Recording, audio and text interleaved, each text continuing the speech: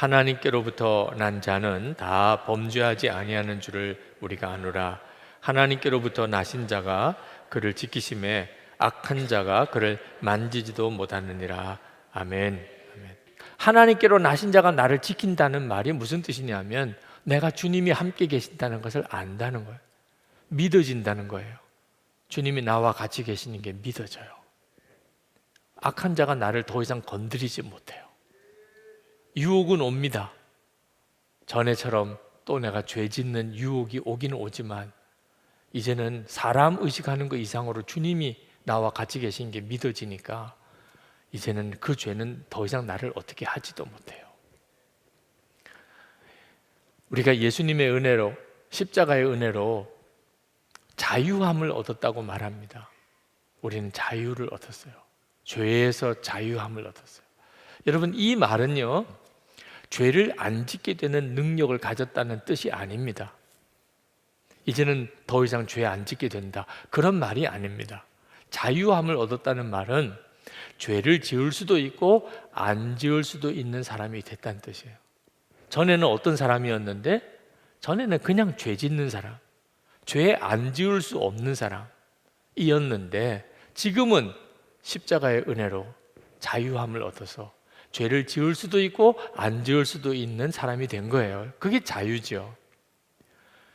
아담, 하와를 하나님이 만드셨을 때 그 아담과 하와는 자유를 가지고 있었어요. 어떤 자유예요? 하나님의 말씀을 들을 수도 있고 마귀의 말도 따라갈 수 있는 자유를 가지고 있었어요. 그 상태로 돌아간 거예요. 마귀가 절대로 우리 주인이 아니에요. 이제는 유혹자일 뿐이에요. 유혹자. 에덴 동산에서 그랬죠. 유혹자였어요. 주인 아니었습니다. 그런데 아담, 하와가 이 자유를 자기 육체를 위한 욕망을 위해 자유를 썼어요. 그래서 마귀를 따라 선악과를 따먹죠. 그리고는 완전히 죄의 종이 된 겁니다.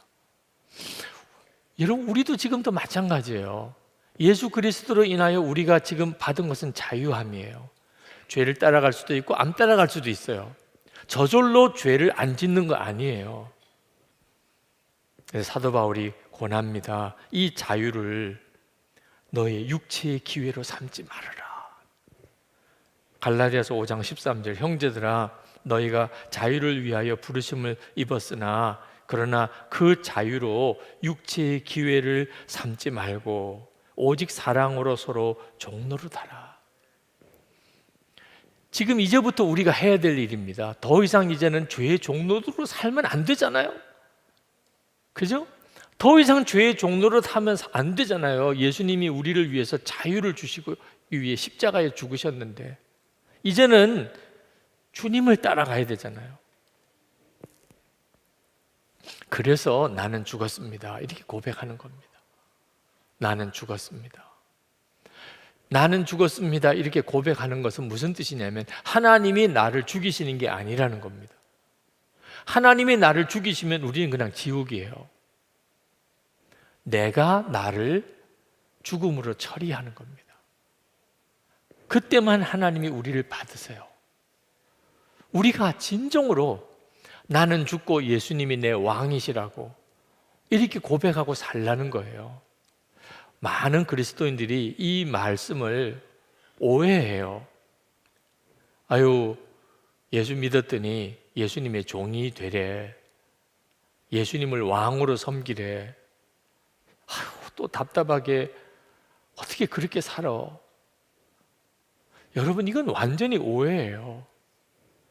우리가 나는 죽었고 예수님이 나의 왕이라고 고백하는 것은 더 이상 마귀 종 되지 않는 유일한 길이기 때문입니다.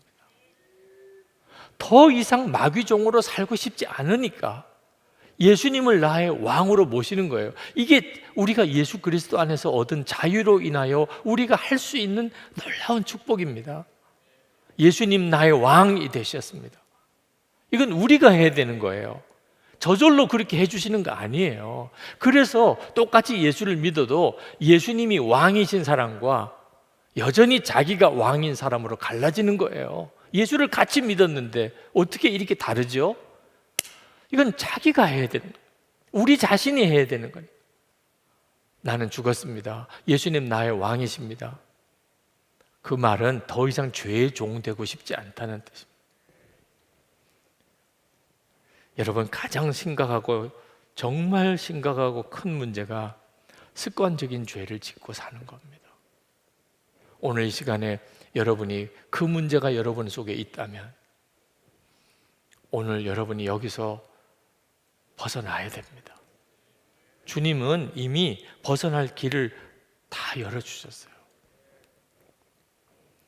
계속 그렇게 살 이유가 없습니다. 여러분의 마음속에 내가 더 이상 죄의 종 살고 싶지 않아. 예수님이 나를 위해 십자가를 지시기까지 하셨는데 내가 또다시 혈기에 사로잡히고 음란함에 사로잡히고 거짓에 사로잡히고 탐욕에 사로잡히고 나 절대로 그렇게 살고 싶지 않아. 여러분, 단호해야 돼요. 그게 약속을 믿는 거예요. 하나님이 그렇게 해주시겠다고 하셨으니까. 다니엘서 3장 18절에 절대로 금신상에 절하지 않기 위해서 다니엘의 세 친구들이 이렇게 말했습니다. 그렇게 하지 아니하실지라도 하나님이 우리를 살려주시지 않는다 하더라도 풀무불 속에 들어가도 하나님이 우리를 지켜주시겠지만 혹 그렇게 아니하실지라도 왕이요, 우리가 왕의 신들을 섬기지도 아니하고 왕이 세우신 금신상에게 절하지도 아니할 줄을 아옵소서. 단호해요. 나 더 이상 죄에 고개 숙이고 살지 않을 거야. 요한계시록 12장 11절에 또 우리 형제들이 어린 양의 피와 자기들이 증언하는 말씀으로서 그를 이기었으니 그들은 죽기까지 자기들의 생명을 아끼지 아니하였도다. 아무리 적그리스도가 나를 위협하고 유혹하고 해도 나는 죽을지언정 나는 절대로 너에게 절하지 않아. 나는 더 이상 습관적인 죄의 종 살고 싶지 않아. 이 분명한 결단이 있어야 돼요. 이건 돈 문제나 여러분의 진로 문제나 여러분의 직장 문제나 건강 문제보다 훨씬 중요하고 큰 문제입니다. 만약에 우리가 죄로 넘어졌다면 즉시 회개하고 주님으로부터 씻음을 받아야 돼요. 요한일서 1장 9절에 만일 우리가 우리 죄를 자백하면 그는 미쁘시고 의로우사 우리 죄를 사하시며 우리를 모든 불의에서 깨끗하게 하실 것이요. 근데 여러분, 요즘에 이 회개 문제 때문에 사회적으로 논란이 벌어지는 것이 있었습니다. 내가 어떤 사람에게 죄를 지었는데 그 사람에게는 회개 안 하고 있다가 그가 어떻게 예수를 믿게 되고 그리고 세례를 받게 될 때 그가 세례 간증을 하면서 내가 죄를 지은 적이 있었는데 내가 하나님 앞에 회개하고 그리고 하나님의 용서를 받았습니다. 이렇게 말한 것 때문에 세상이 지금 활칵 뒤집혀졌어요. 아니, 하나님께 회개하고 용서를 구했다면서 왜 정작 잘못한 그 당사자에게는 회개를 안 했냐. 그래서 우리 기독교의 이 회개와 용서의 은혜에 대해서 사회가 막 시끄럽습니다. 회개는 분명하게 해야 돼요. 건성으로 회개하면 이렇게 마귀가 참수합니다. 우리가 회개를 제대로 하지 않고 건성으로 넘기면요, 마귀가 그거 절대로 그냥 두지 않습니다. 저는 그 일을 겪으신 그분이 어떤 분인지 몰라요. 그렇지만 그분은 참 복이 있는 사람인가 봐요.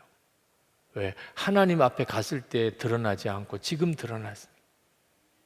그가 그걸 어떻게 받을지는 그분이 하시기 나름이지만 그가 진심으로 내가 회개를 이렇게 건성으로 하면 안 되는 거구나 깨닫고 진심으로 내가 잘못했다, 용서해달라, 그렇게 하면 그는 주님 앞에 설 때는 이제는 정말 정결하게 서는 거죠. 그러나 그가 그렇지 않고 자꾸 숨기고 감추려고만 하면 그가 아무리 자기가 죄를 회개했다고 할지라도 그건 하나님이 받으신 것인지는 알 수가 없는 노릇입니다. 우리에게도 우리의 어떤 죄 문제가 있으면, 사람에게 잘못한 것이 있으면 해결해야 됩니다. 우리가 이렇게 진정으로 회개하는 삶을 살려고 하면 반드시 나를 사로잡고 있던 죄에서 벗어나게 됩니다. 사람에게도 회개하고 주님 앞에서도 회개하고 주님이 용서해 주신 줄 정말 믿고 계속 여러분이 이렇게 살면요, 그 다음에는 죄가 나를 넘어뜨리려고 오지만 더 이상 넘어지지 않습니다. 고린도전서 1장 30절 약속이 있어요. 너희는 하나님으로부터 나서 그리스도 예수 안에 있고 예수는 하나님으로부터 나와서 우리에게 지혜와 의로움과 거룩함과 구원함이 되셨으니. 이미 다 끝난 이야기예요. 예수님은 하나님으로부터 나서 우리 안에 거하셔서 우리의 의, 거룩함, 구원함이 되셨어요. 예수님의 지혜가 내 지혜가 되고 이미 끝난 이야기예요. 우리가 할 일은 그걸 믿는 거예요. 그 약속을 예수님의 의로우심처럼 거룩하심처럼 나도 그렇게 이미 되었어요. 이제는 그것을 실제로 내가 누리게 되는 일이 남아있는 것뿐입니다.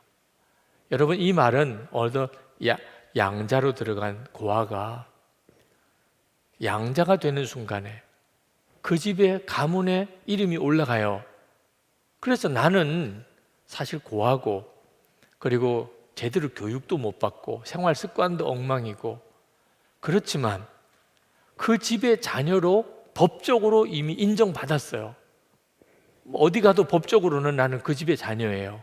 근데 그 집의 자녀처럼 살지는 못해요. 왜? 하도 그렇게 안 살았으니까. 그러나 법적으로는 이미 나는 그 집의 자녀의 모든 권한을 다 누려요. 그리고 이제부터 내가 할 일은 내가 이 집의 자녀라고 믿는 거예요. 나는 이 집의 아들이요 딸이다. 사는 거, 행동하는 거, 말하는 거 보면 전혀 어울리지 않지만 그래도 나는 이 집의 아들이고 이 집의 딸이다. 믿고 그 집의 아들과 딸답게 살아보려고 자꾸 살아가는 거죠. 그러다가 어느 날, 어느 순간에 깜짝 놀랐어요. 의젓해졌어요. 이제 이 집의 아들과 딸 같아요. 정말 말하는 거나 행동하는 게. 하나님이 우리에게 주신 은혜가 이런 은혜예요. 우리에게 죄를 이기는 완전한 은혜를 주셨어요. 근데 아직 여전히 우리는 육신을 가지고 살아요. 우리에게 필요한 것이 있어요. 하나님이 나에게 예수님의 의가 내 의가 되고 예수님의 거룩함이 내 거룩함이 되게 하셨음을 믿는 거예요. 죄의 유혹이 오고 내가 혹시 넘어지는 순간이라도 우리가 붙잡아야 될 것은 믿음입니다.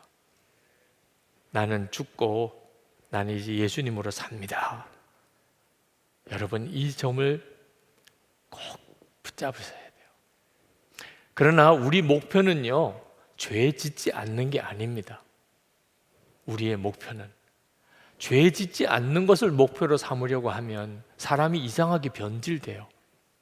율법주의자가 그렇게 됩니다. 율법주의자들, 제사장, 바리새인들, 서기관, 레위인들 이런 사람들은 죄를 안 지어야 된다는 생각에 꽉 차 있었어요. 왜? 그래야 종교적인 직책을 감당하니까. 죄를 지으면 안 돼. 어떻든 율법을 어기면 안 돼. 그거 참 좋은 것처럼 생각이 되는데 예수님께서 그 율법주의자의 모순을 비유로, 선한 사마리아인의 비유로 이야기하셨어요. 강도 만난 자가 쓰러져 있는데 죽은지도 모르겠어요. 그런데 이 율법을 지키는 사람은 시체를 만지면 안 돼요. 그러면 부정을 타서 제사장 직책도 못 감당하고, 그러니 제사장도 그 강도 만난 자를 보았는데 자기 직책을 감당하려고, 자기가 부정탄 사람이 되지 않으려고 그냥 가버렸어요. 레위인도 그냥 가버렸어요. 이게 율법주의자예요. 율법주의자는 죄 지으면 안 돼, 죄 지으면 안 돼. 그러면서 항상 서로 저 사람 또 죄인 아니야? 저 사람 또 죄 지은 거 아니야?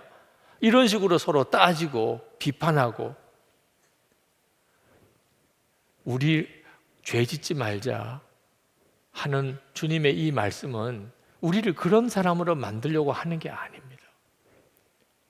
우리가 진짜 원하는 것은 예수님과 동행하는 거죠. 예수님과 동행하면 죄 지으라 그래도 지을 수도 없어요. 죄 짓지 않으려고 애쓰는 것보다 주님과 동행하려고 애쓰는 것이 정답입니다. 주님과 동행하려고 애쓰는 사람은 자기도 죄에서 벗어나지만 죄 짓는 사람이 혹시 있으면 주님의 마음으로 그를 긍휼히 여겨요. 자기도 육신의 속성으로는 똑같은 죄인이니까 절대로 정죄하게 되지 않아요. 이게 바로 죄 짓지 않는 자의 진짜 모습이에요. 자기가 끊임없이 죄의 유혹을 받고 있음을 자기가 경험하고 아니까 누가 죄에 무너진 사람을 보면 그 사람을 정죄하기보다는 어떻든지 그 사람을 위하여 기도하고 사랑으로 품어주고 바로 세워주려고 하는 거죠. 예수님 안에 사는 자가 이런 사람입니다. 인터넷 뉴스를 이렇게 검색하다가 거기 이제 어느 정도 좀 시간이 지나고 그러다가 음란한 것을 보고 무너진 분 이야기를 들었습니다. 인터넷 뉴스를 자꾸 이렇게 검색하게 되는 것이 그게 뭐 죄겠어요. 그런데 분별을 해봐야 됩니다. 내가 왜 자꾸 인터넷 뉴스를 자꾸 보지? 허전함이 있는 거예요. 내 속에 허전한 게 있는 거예요. 그러니까 자꾸 뭔가로부터 자극적인 것을 얻고 싶은 거예요. 이러면 이건 심각한 문제예요. 아니, 기도 제목을 찾으려고 볼 수도 있어요. 또 중요한 어떤 나라의 사건이 있으니까 어떻게 됐는지 궁금해서 알아볼 수도 있고요.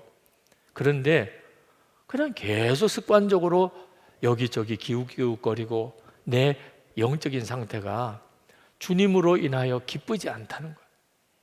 예수님으로 인하여 만족이 없다는 거예요.